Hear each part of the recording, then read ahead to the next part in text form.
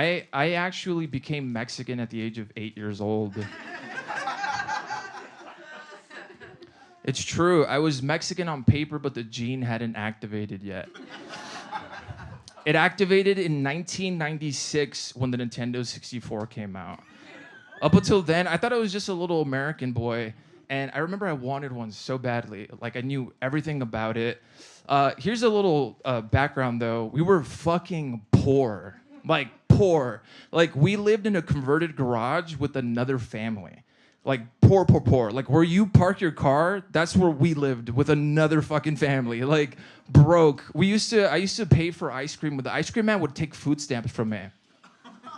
I thought it was normal. I didn't know that he would drive off and shed a tear. Like, I was like, oh, that guy's cool as fuck. I think he's sick. He's sniffling. Like, so I knew it was gonna be like a hard proposition to get my mom to buy me one.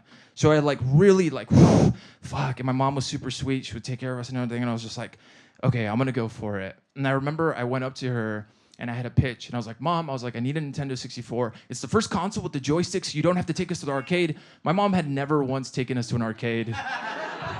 That's that American white boy manipulation that was coming out of me. And then I hit her with she kept asking me like, how much is it? How much is it? And then I hit her with some really manipulative shit. Some of the oldest, whitest evil. I used marketing tactics on her. She was like, how much is it? And I was like, it's $149.99. And my mom, first of all, like that 1 cent was gonna keep us afloat, And my mom did something that I'd never seen up until that age before. She threw her head back and I was just watching. And then she cackled like a witch.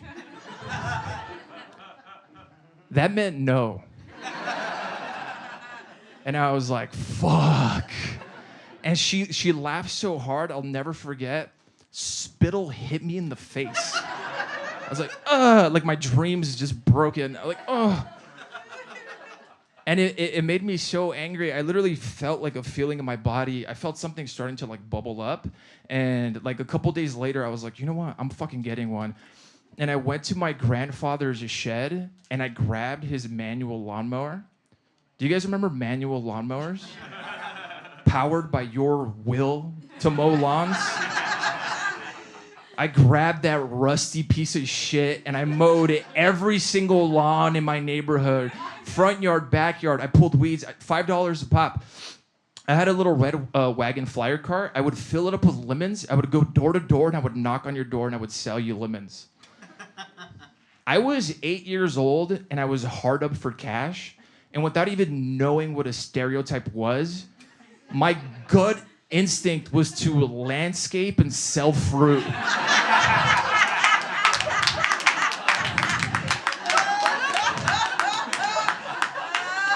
I literally just transformed into a Mexican man on the spot. I was just like, ah! Fuck. It was like when Peter Parker gets bit by the radioactive spider. I was just like, oh, fuck. Oh, something's happening. I think I want 8 kids. Fuck.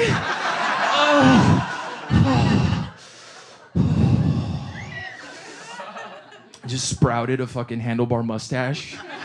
Ready to go. I did get one, by the way. I handed my mom like $100 and she put in the rest. It was good. It cracks me up that there's a stereotype that Mexicans are lazy. You guys have all heard this stereotype. That's actually the laziest stereotype.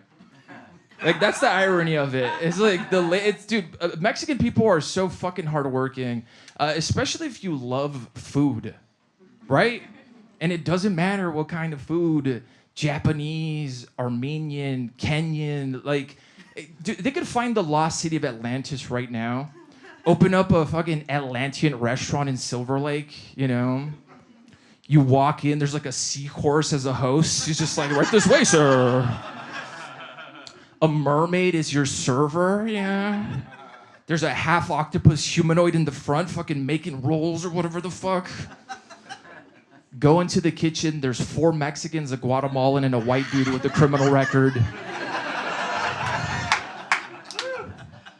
Guaranteed. And that white dude's got a spider web tattoo on his elbow, all right? It's a scientific thing. I'm a hardworking Mexican man, but I ironically have a lazy eye. And God has a great sense of humor. It happened when I was 10 years old. Up until the age of 10, I had two straight God-fearing eyes. And one day I woke up at 10 years old and my left eye had gone out for a pack of cigarettes. And just never came back. But 10's a good age for that, though, you know? Because we all know how, like, empathetic and compassionate children are. You know? They're so cool. You know, they check in. Hey, how you doing, man? It was rough. It's rough because I was the only kid with the lazy eye. Like, there's always a few fat kids. Like, fat kids are a dime a dozen. They get picked on. The lazy eye thing was, like, top shelf. It was like, that guy's really different. And I didn't know about the neurodivergent thing either. So it was like my eye and my brain were, like, functioning on a different fucking frequency than everyone else. I remember I told my crush that I liked her in elementary school. This is, you know, post lazy eye. And or during, I don't know. And it took a couple weeks to like build up the courage. I didn't know what sex was. I didn't know what none of that stuff. And I remember I had like a little totem. I had a holographic Aerodactyl Pokemon card in my pocket. Like that was my like grounding. Like I couldn't see it. I just knew it was in there. I was like, it's a fucking fossil Pokemon, bro. Like I was just like, oh. All right. And so I built up the courage and I finally went up to her and I was super awkward and I was just like, hey, I like you. And she looked back at me and the seconds felt so long and then she just goes, your eye is weird. And I want to say I power walked away, but I'm pretty sure I ran. Like, this is my first taste of rejection from someone that you liked. Now I'm dead inside. Like I'm numb. I'll go up to a fucking playmate and just be like, "What's up?" Like I don't. Rejection means not like. But then it was just like, "Oh shit!" Like that is not fun. And around that time, we were taking sex education classes, so we were learning about like reproduction and all this stuff. And I found out what a virgin was. And I remember thinking like, well, if the price of being a virgin is I don't have to feel that again, like I'm good with it. Like that's fine. And as a kid, I made this weird choice, like this weird deal with the devil where I was just like, I guess I'll forego sex, whatever it is. And I did, and I just became like this really like introverted, kind of like nerdy kid. Like I was reading literature when I was like a kid just because I was like, fuck it. I became like an advanced reader. I got really good at video games. Like I just nerded it up in high school. I was the vice president of the chess club. Like I hung out with like all the freaks and geeks. And then when I turned 18 years old, I grew about 8 inches and I grew into my eyebrows. And I immediately lost my virginity to a 30-year-old woman. And here's the thing, a 30-year-old woman does not give a shit if you have a lazy eye. On the contrary, a 30-year-old woman with like a car insurance payment's like, can I sit on your lazy eye? Is that cool? I've got like a crooked pussy, like I kind of... They don't give a shit. I was a weird kid, so yeah, I was like really nerdy and dorky, a big reader and all this stuff. But I was also a troublemaker. It was like, I put my mom through a lot of shit. I was a huge troublemaker. I had ADHD. I got expelled from 3 separate schools. And then a 4th one let me resign like Nixon. Literally 2 weeks at Getty's Elementary School. They were like, dude, your son has got to go. And my mom was like, oh, we'll put bells on his shoes. Like, what? Like, you'll know where he's at, like 24/7. And they were like, And then on top of that too is like ADHD, troublemaker, like kind of weird outcast kid, the kid with the lazy eye, like the kid that's reading too much. All that, and then on top of that too, it's like that's when your hormones start to kick in even harder, like to another level. And that's like that's a biggest distraction in school is when you start becoming horny. You guys were like, I don't know what you're talking about. Dude, that's like the ultimate. Do you guys remember how potent it was having a crush on a student? Do you remember having a crush on a teacher when you were in school? That was fucking powerful. My entire middle school had a crush on Miss Joy. Miss Joy wore high heels and a thong every single day of the school year. And this is pre-internet porn, okay? Now it's like high heels and a thong, like who gives a shit? Like kids can watch a gangbang in high definition during recess sideways, like, okay, let me comment, like, this is pre-internet, this was insane. And we couldn't actually see her thong, but she was the only teacher that didn't have panty lines. So we believed in it. Like the Holy Spirit. I know it's there. It was so crazy. All we talked about during recess was like Pokemon and Miss Joy. Those were the two.